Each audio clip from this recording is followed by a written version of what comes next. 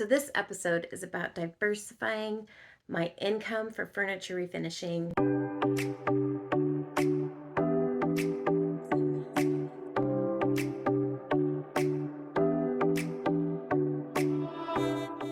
My name is Grace Lauer and I'm with Don't Drink the Paint Water. I am a furniture refinisher, artist, and avid interior design lover of all things beautiful for your home. So this episode is about diversifying my income for furniture refinishing through different avenues. I already have my website set up and I've been working on that for 2021 was my goal is to get that all taken care of. And I also have an Etsy store that's been around since, oh my goodness, probably 2012 maybe. It's been quite a while. I used to sell scrapbooking items and paper products and things like that on it. However, I wound up doing a digital tutorial for a costume and it wound up selling so much better that I stopped doing the physical items and the shipping and all the other stuff that comes along with it. So I am working this year on getting my furniture up on Etsy. I do have a couple items up now. They are getting some likes, they are getting some views, but it's not optimized properly, so they're just not making the sale. I want to also create some products for furniture refinishers that they will like to use as well, so I can give even more back to my community and make my community feel loved and feel cared for through these products and designs. So this is my Etsy journey and also my website, as I will be working in this month to make those cohesive with their products and see which one works out best. I have been researching a lot about selling on Etsy. My Etsy journey for actually making money wound up with a costume tutorial about a peacock tail that actually functions. It lays down and it goes up and it articulates. This particular item has been up on Etsy for a very long time. I think it's about 8 years now, maybe 9. And it's steadily making money around Halloween and a little bit during Carnival. And I've been working towards optimizing that this year. And this past fall, I got some great success with that. And I doubled what I had ever done in this, for that one item. I doubled my income on that one item for the Halloween season. And now during Carnival, it's like 10 times the income that it was last Carnival season, or even the season before.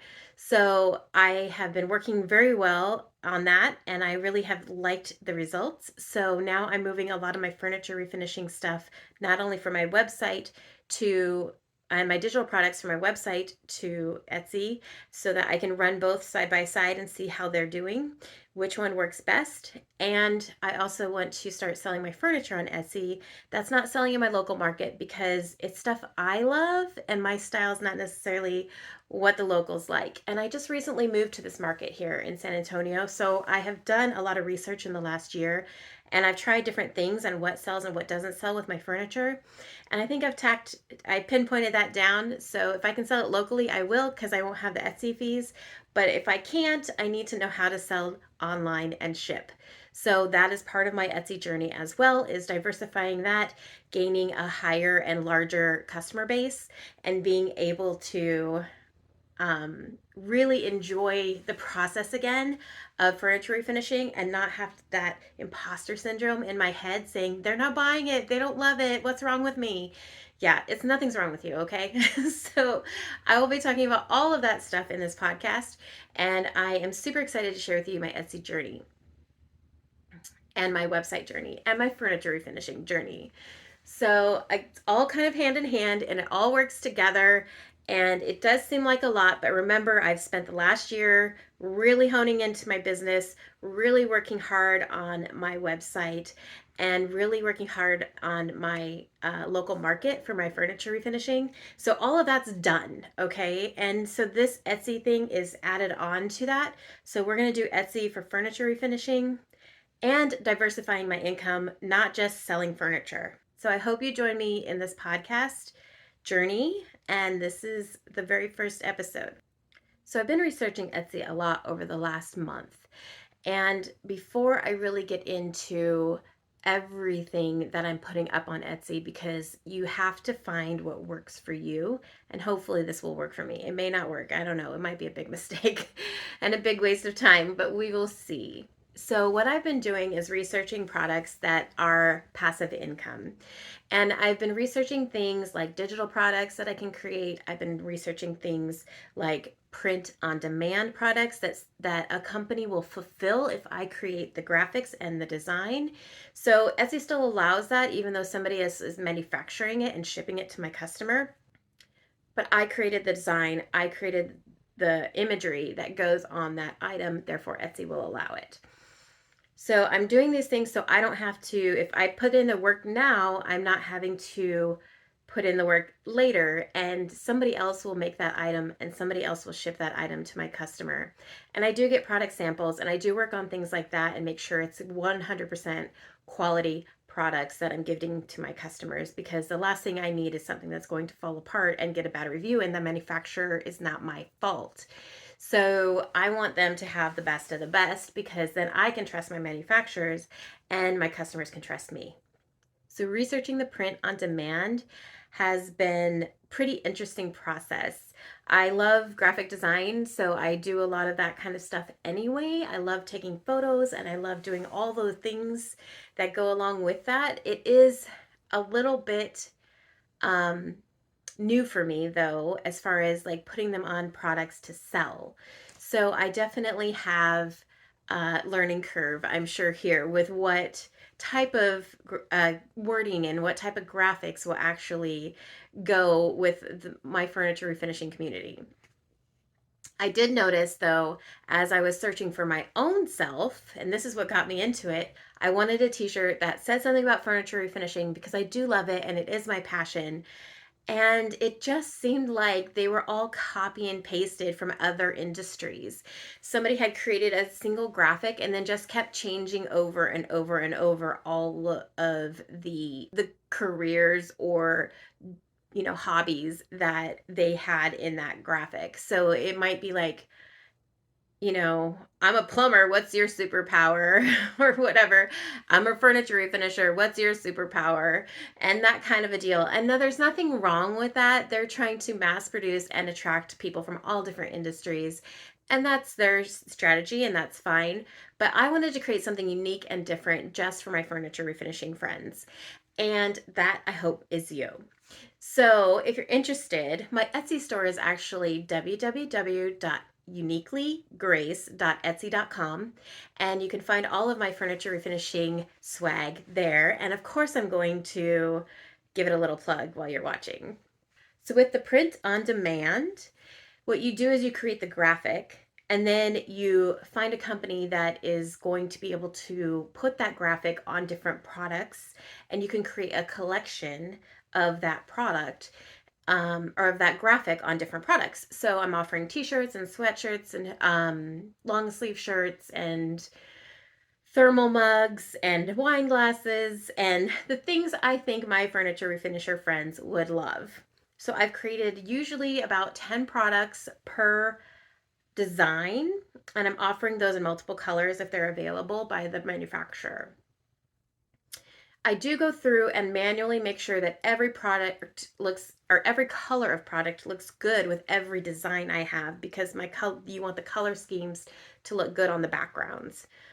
So there's a little bit of work in that when you go ahead and set up each listing. The listings are fairly simple. If you find a good manufacturer, producer, or a product on demand third party that is a conglomerate of manufacturers, they are usually really good and really easy to use as far as like going through step by step, and they post it to Etsy. So if you do all your editing into that program on the website, then you can go ahead and put just update it and it'll go send all that to Etsy. Now, when you get that listing on Etsy, I do have to go in and put in things that are not on their website, like tags and attributes and things like that. I'm also watching my SEO on all my titles, tags, categories, and attributes, because Etsy has said that those things matter most. So those titles and all those stuff really makes a difference, and you can actually try them out. But I have learned that through the last year of business with SEO and Google and my website is that you don't want to keep changing them over and over again. It can take up to 2, maybe 3 or even 4 weeks for a search engine to really lock on to your key titles, your keywords that are in your titles in your SEO. So if you keep constantly changing that over and over again, if you're changing your tag attribute, your tags and your attributes, and you're changing your title because you just don't feel like people are finding you, then you are going to wind up hurting your shop and your SEO. SEO is search engine optimization. And what that means is when you as a customer go into and type into the search engine, you want to find a blue dresser. Blue and dresser are keywords. Those are SEO keywords. So in a seller's description, if the dresser is blue, you want to have blue dresser and a very good description, but not like just a bunch of words rammed together that don't sound good in a sentence. You want to make it sound great for the title. So it might be like Thomasville 6-drawer blue dresser for your bedroom or entertainment center, right? Because people might be also using dressers for entertainment centers. So that might be your title for that listing. So I've learned all these things through SEO with my business on the website side of things in the last year. And now I'm learning how to use them and integrate them into the SEO for Etsy, which is very, very similar. So what you can do is you go to the top of Etsy in your regular Etsy search and the homepage of Etsy. Go into the top, and then you want to type in blue dresser and see what else comes up. It'll give you a drop-down menu of other things people have searched over and over again.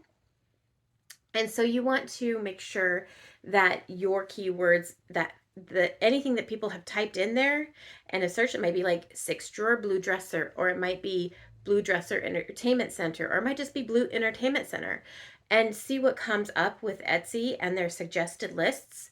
And then those keywords that fit your description are the ones that you want to utilize.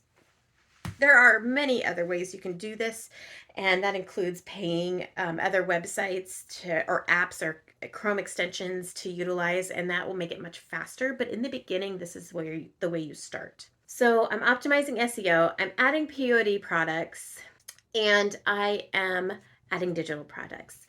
And digital products are items that people can download and utilize right then and there. And it may be a video. If you have a video on YouTube that you want people to pay for, you can definitely take the link of that video, put it in a PDF with a nice, beautiful thank you for your purchase, and here's the link, and then they can go watch that link. You can get even fancier, which I have in the past year, and I have my website and everything set up. So they actually go to my web page and watch it on my website, and they have a link for that instead of going to YouTube. It's a little bit more formal and it's a little bit more professional looking, okay? But you can start basic for now because messy action is action, and the only thing that will keep you where you are is the lack of action. So moving forward, you can always adjust and make it work better and more fancier and more professional later on, but just make it work. Okay, so working digital products, working classes, working tutorials, working videos, downloadable forms that help people do their business and help people track their business. So those 3 things are the 3 major things that I've been changing in 2022. And I have other strategies that are going along, and I will share more of them with you in the next week. But for now, this is what I'm changing on Etsy and adding to Etsy to try to diversify my income for my furniture refinishing business. So going through those 3 steps are what I'm working on. And I am excited to share with you that journey as I go. And I will make mistakes. We all do. But you'll learn what works and what doesn't work, hopefully, through my trial and errors. So stay tuned. You can give me a thumbs up below as well as make a comment. Tell me what you want to learn. Tell me what you want to see. If you have any questions about what I'm doing, comment below and I will comment back. You can also go ahead and subscribe. Don't forget to subscribe because that helps me help you in the end make more money and diversify your furniture refinishing business. So I hope you really enjoy this journey of mine as I share it. I will try to put out weekly podcasts in the rest of this year at least, and maybe a wrap up next January. And if I love it, I might continue it even further.